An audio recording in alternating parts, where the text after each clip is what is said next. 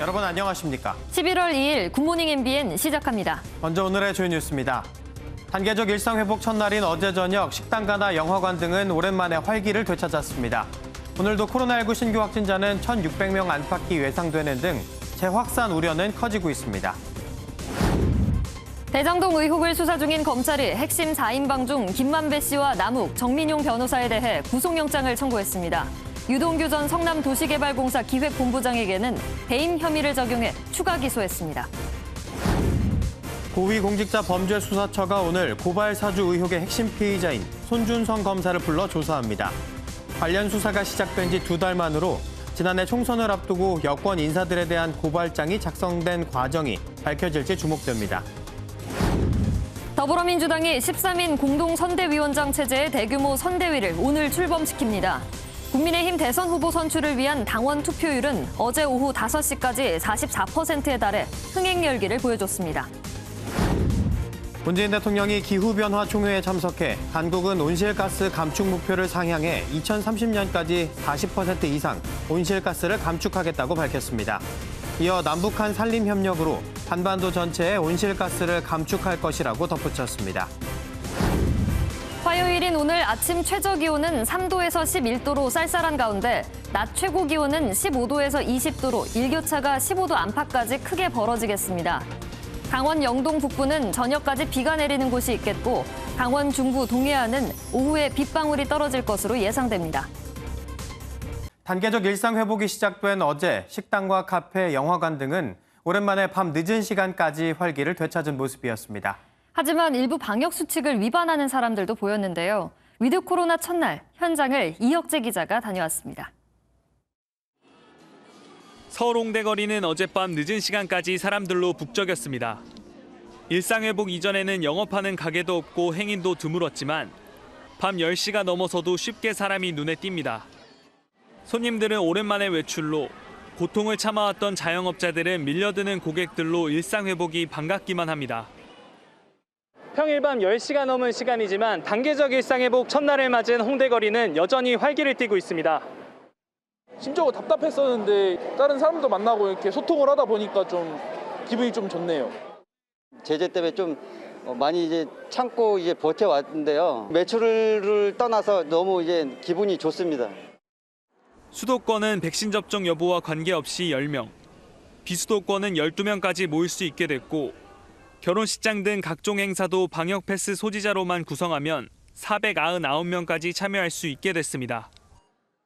고위험 시설인 유흥시설 등을 제외하고 영업시간 제한도 완전히 폐지되면서 밤거리는 오랜만에 활기를 되찾은 겁니다.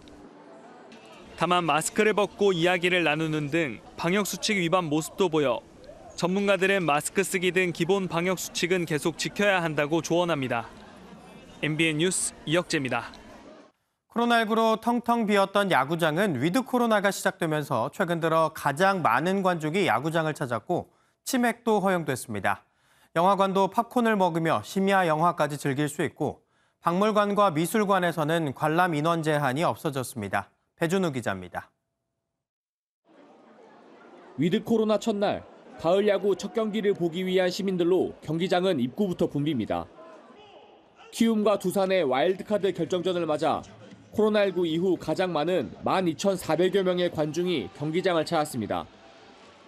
와일드카드 결정전 오늘 첫 경기 하는 날에 위드 코로나도 이렇게 풀려서 우리 가족들이 모두 다 같이 와서 음식 맛있게 먹으면서 응원하는 팀 응원할 수 있는 게 너무 좋은 것 같습니다.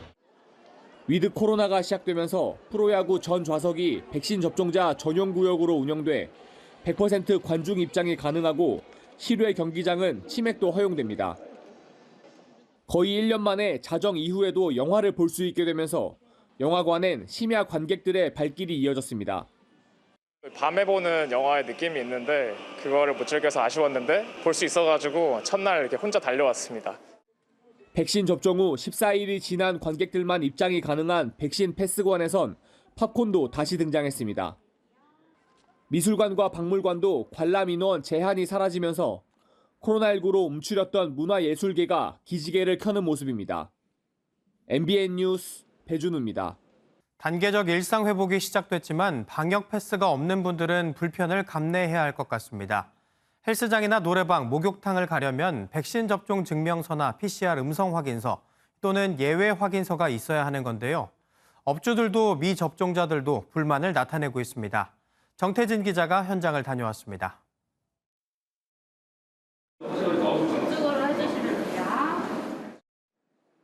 직원들이 백신 접종 여부를 일일이 확인합니다.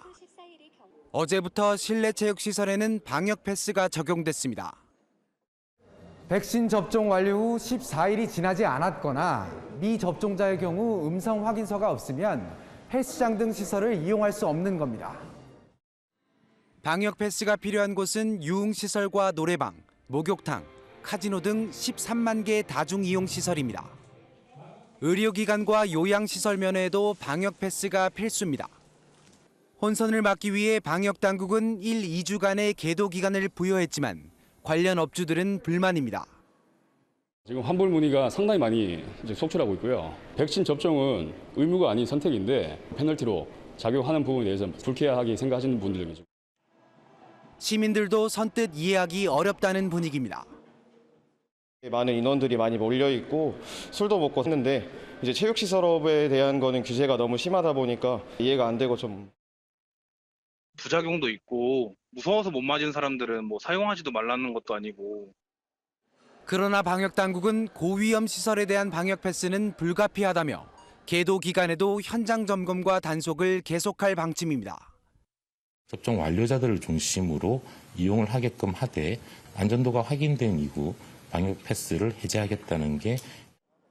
실내 체육시설을 운영하는 자영업자들은 내일 더불어민주당 당사 앞에서 방역 패스 반대 시위를 벌일 예정입니다.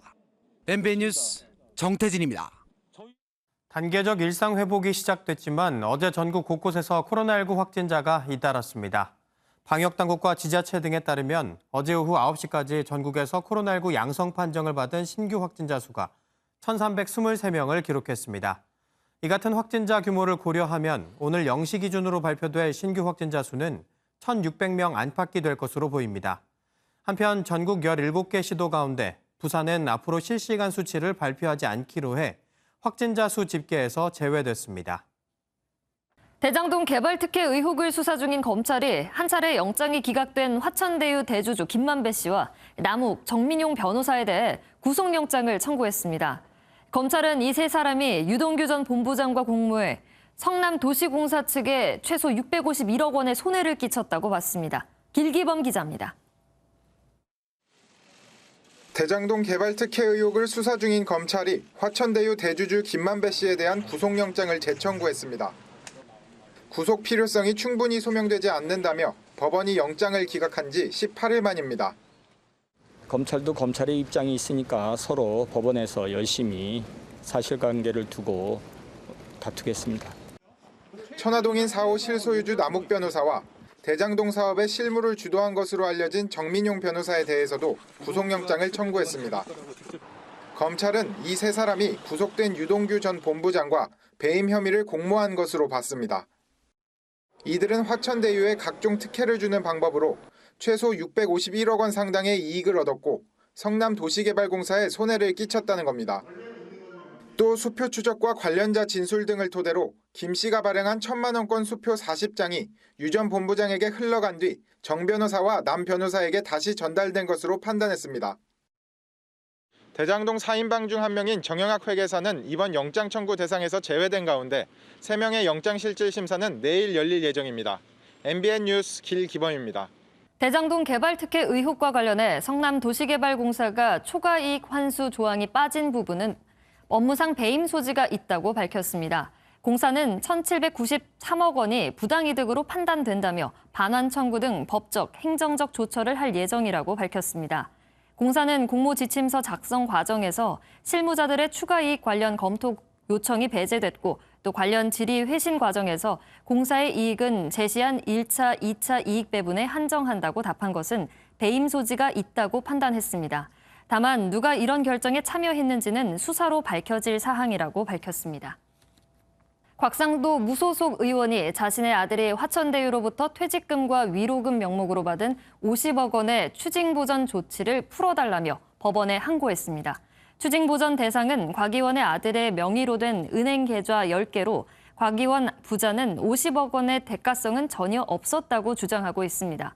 지난달 법원은 곽 의원이 정치자금법 위반을 하고 아들과 공모한 뇌물 행위로 불법 재산을 얻었다고 보고 50억 원에 대한 검찰의 추징 보전 청구를 받아들였습니다. 고발 사주 의혹을 수사하고 있는 공수처가 오늘 손준성 검사를 피의자 신분으로 불러 조사합니다. 앞서 공수처는 손 검사에 대해 사전 구속영장을 청구했지만 법원은 구속 필요성과 상당성이 부족하다며 기각했습니다. 이혁근 기자입니다.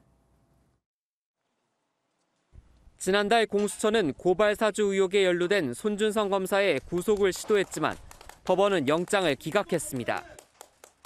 현명한 결정을 해주신 사법부에 감사드립니다. 일주일 만인 오늘 공수처는 손 검사를 피의자 신분으로 불러 조사합니다.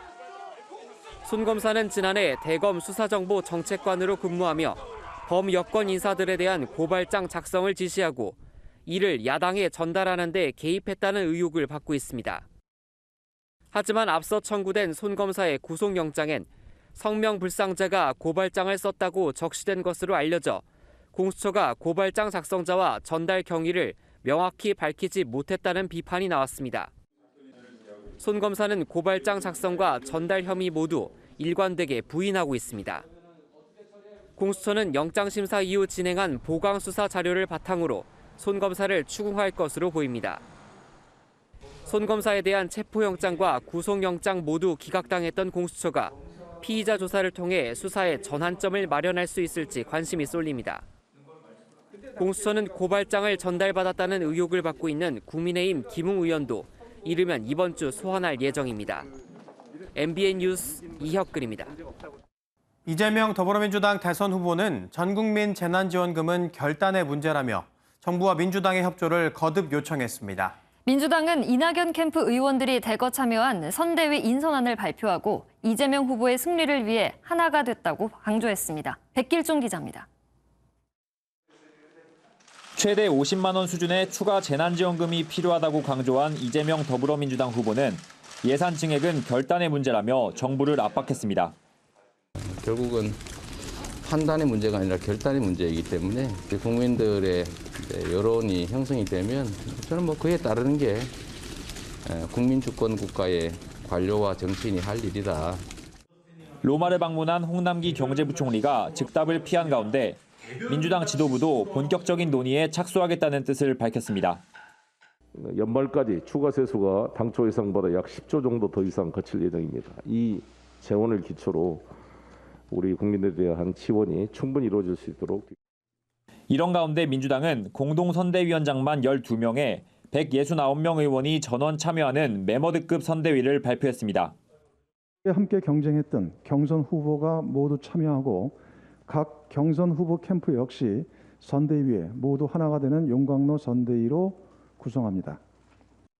관심이 쏠렸던 이낙연 캠프 서른 홍영표 의원이 공동선대위원장에 이름을 올렸고 이재명 캠프 조정식 의원이 상임 총괄선대본부장을, 이낙연 정세균 캠프 소속 박광온 안규백 의원도 공동총괄선대본부장으로 합류했습니다. 민주당은 오늘 올림픽공원에서 400여 명이 참여하는 대규모 선대위 발대식을 열고 본격적인 선거운동에 들어갑니다. MBN 뉴스 백길종입니다. 국민의힘 대선 후보를 뽑는 당원 투표가 시작된 어제 윤석열, 홍준표 두 후보는 자신에게 취약한 지역 당원들을 공략하는 데 주력했습니다. 동시에 상대 후보의 공약이나 캠프 구성원들을 겨냥하며 신경전도 이어갔습니다. 우종환 기자입니다. 당원 투표 첫날 윤석열 후보는 취약지로 꼽힌 수도권 당원들을 만나 지지를 호소했습니다. 2030 세대 지지가 높은 홍준표 후보의 청년 공약에 문제가 있다며 견제구도 날렸습니다. 모병제라든지 정시 100% 확대라든지 사시부활이라든지 하는 그런 말들이 청년들한테는 좀 시원해 보일지는 모르지만 청년 전체를 놓고 봤을 때 그게 과연 도움이 되는 건지. 이에 맞서 홍준표 후보는 당원 지지세가 약하지만 자신의 지역구가 있는 대구를 찾아 집중 유세를 벌였습니다. 내 고향 사람들이 찍어주셔야지 제가 대통령이 되어서도 고향에 보훈을 하지요. 잘하겠습니다. 지금 이제 다 돌아가셔가지고 빨리 투표해 주십시오. 앞서 라디오 인터뷰에서는 윤 후보 캠프에 합류한 인사들을 향해 문재인 정권에 충성한 사람들이라며 다시 한번 날선 비판을 이어갔습니다. 두 후보 간 신경전은 법적 공방으로도 번졌습니다. 앞서 홍 후보 측이 한 대학 게시판을 근거로 윤 후보 측 권성동 의원이 당협위원장들에게 공천 협박을 했다는 의혹을 제기하자 권 의원은 홍 후보 측 인사들을 고소했습니다. 국회 보좌진들을 만나 지지를 호소한 유승민 후보는 윤, 홍 두 후보를 모두 겨냥했습니다. 윤 후보하고 홍 후보 두 분이 싸우는 거 보면 진짜 독경객긴이다 그런 생각이 들어요. 앞선 토론에서 홍준표 후보와 신경전을 벌였던 원희룡 후보는 라디오 인터뷰에서 대통령할 생각이 없는 사람인 것 같다며 재차 홍 후보를 비판했습니다. MBN 뉴스 우종환입니다. 안철수 국민의당 대표가 시대교체를 선언하며 대선 출마를 선언했습니다. 관심이 쏠리는 야권 단일화에 대해서는 당선을 목표로 나왔다면서도 대화의 문은 열려 있다고 여지를 남겼습니다. 이현재 기자가 보도합니다. 지난 두 차례의 대권 도전에서 새 정치를 들고 나왔던 안철수 국민의당 대표는 세 번째 출마 선언에서는 시대 교체를 화두로 던졌습니다. 정권 교체는 구적패를 몰아낸 자리에 신적패가 들어가는 적패 교대만 반복할 뿐입니다. 선진화 시대로 나아가는 시대 교체를 해야 합니다.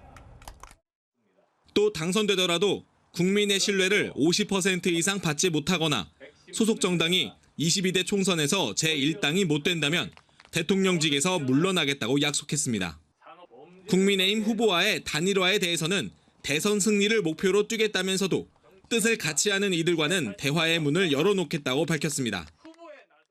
저와 가치를 공유하는 그런 분들과는 언제든지 대화할 수 있다는 말씀을 드렸고 제가 당선을 목표로 정권 교체를 하겠습니다.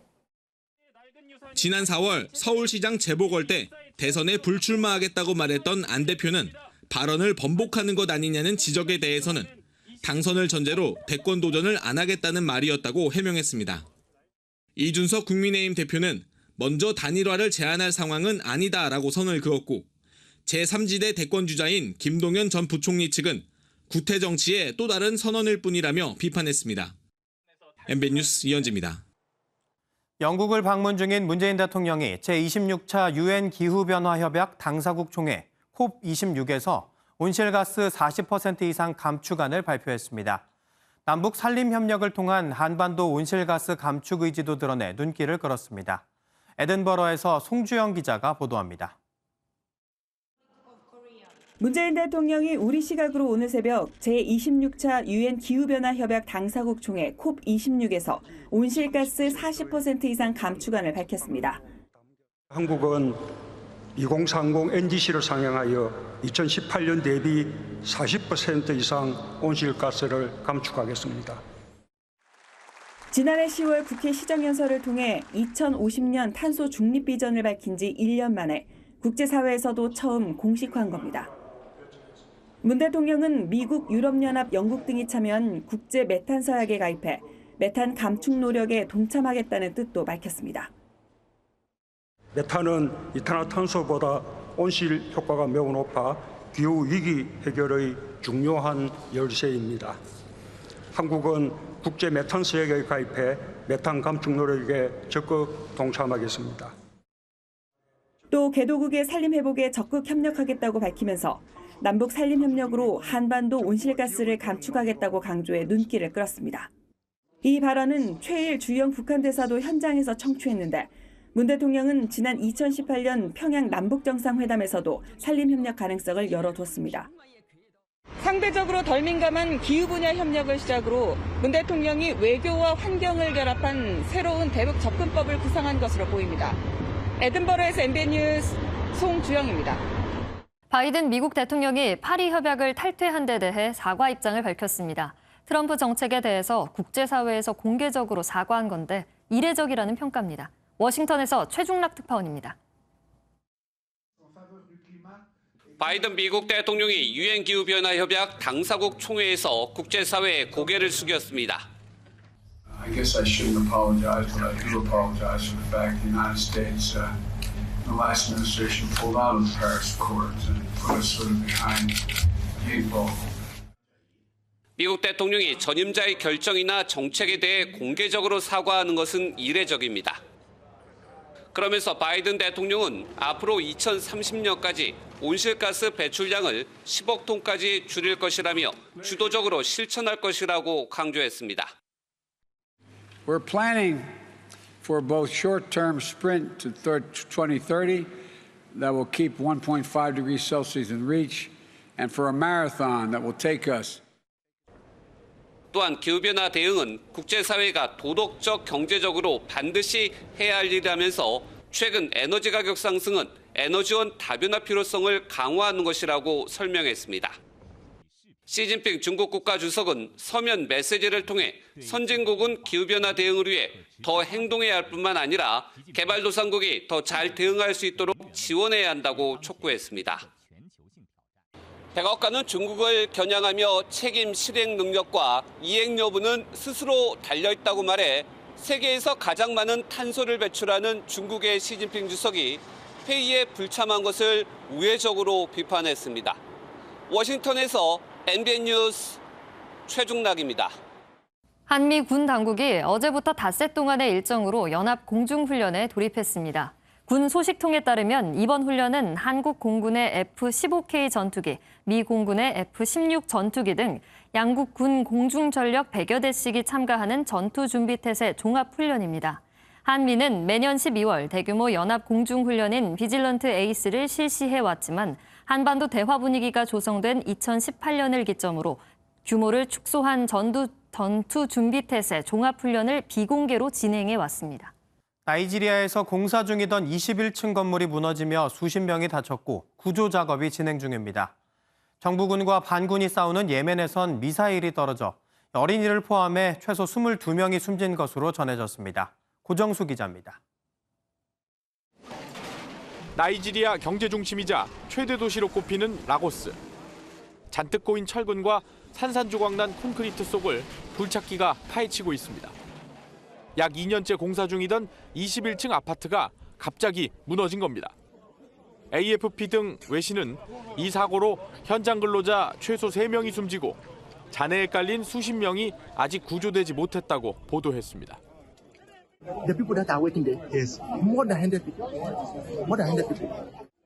붕괴 원인은 아직 밝혀지지 않았습니다.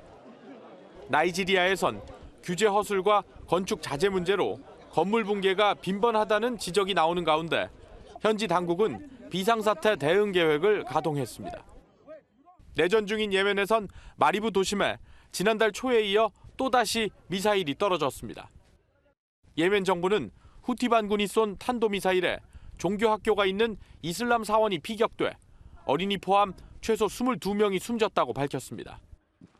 후티 반군은 입장을 내놓지 않았지만 예멘 정부군 거점이자 석유가 풍부한 마리부에 지속적인 공격을 해왔습니다. MBN 뉴스 고정수입니다. 서울시가 내년도 예산안을 역대 최대 규모로 편성해 시의회에 제출했습니다. 하지만 TBS와 시민단체 지원금이 대폭 삭감되면서 민주당 소속 의원이 대다수인 서울시 의회와의 갈등은 불가피할 전망입니다. 신재우 기자가 보도합니다. 서울시의 내년도 예산안은 올해 예산보다 10% 가까이 늘어난 44조 748억 원. 하지만 고 박원순 전 시장 재임 시절 역점 사업이었던 시민단체 지원 예산과 정치적 편향성 논란이 있었던 TBS 출연금은 대폭 줄어들었습니다. 사회적 경제 민간 위탁 사업비, 주민자치 민간 보조금은 반토막으로 TBS 출연금은 약 123억 원이 삭감된 겁니다. 오세훈 서울시장은 비정상적인 재정 운영 관행의 정상화 과정이라고 설명했습니다. 시민들의 자율적인 도움을 받아서 또 참여를 받아서 운영되는 것이 시민단체의 본래적인 개념 본질적인 그런 의미죠. 서울시는 삭감된 사업 예산은 취약계층 지원, 돌봄 서비스 품질 향상, 시민 편의 시설 개선 등에 투자하겠다고 설명했습니다. 하지만 서울시의회 110석 중 99석을 차지하고 있는 민주당 소속 의원들은 즉각 반발했습니다. 오 시장의 전임 시장 흔적 지우기일 뿐이란 겁니다. 오직 시민을 위한 순수한 정책 행보여야지 개인의 셈법에서 나온 정치 행보여서는 안 됩니다. 예산안 통과를 두고 오 시장과 서울시의회의 충돌이 불가피한 가운데 한국 PD연합회도 TBS에 대한 무도한 탄압을 중단하란 성명을 발표했습니다. MBN 뉴스 신재우입니다. 키움 히어로즈가 어제 서울 잠실 야구장에서 열린 프로야구 와일드카드 결정전 첫 경기에서 두산 베어스를 7대4로 눌렀습니다. 키움은 4대4로 맞선 9회 초 마지막 공격에서 이정후의 결승 적시타에 힘입어 승부를 와일드카드 결정전 2차전으로 가져갔습니다. 앞서 정규 시즌에서 5위를 기록한 키움이 오늘 열리는 2차전에서까지 승리를 하면 사상 첫 와일드카드 결정전을 통과한 5위 팀이 됩니다. 한창 출근 준비를 할 이 시간 다들 거울 한 번쯤 보실 텐데요. 이 친구도 자신의 모습이 궁금했던 걸까요? 누군지 한번 맞춰보시죠. 브라질 쿠리치바의 고속도로 CCTV 영상인데요. 갑자기 거대한 물체가 화면에 나타납니다. 그것도 잠깐 모습을 비췄는데요. 시간이 흐른 후 이번엔 다른 각도에서 슬그머니 바로 앵무새였습니다. CCTV가 신기한 듯 눈을 동그랗게 뜨고 계속해서 카메라 앞을 기웃거리는데요. 지금 내 모습이 어떤가 렌즈에 모습을 비춰보는 건지 귀여운 모습이네요. 이번에도 도로에서 벌어진 일입니다. 과속을 하다 사고를 냈는데 마침 그 자리에 누가 있었을까요?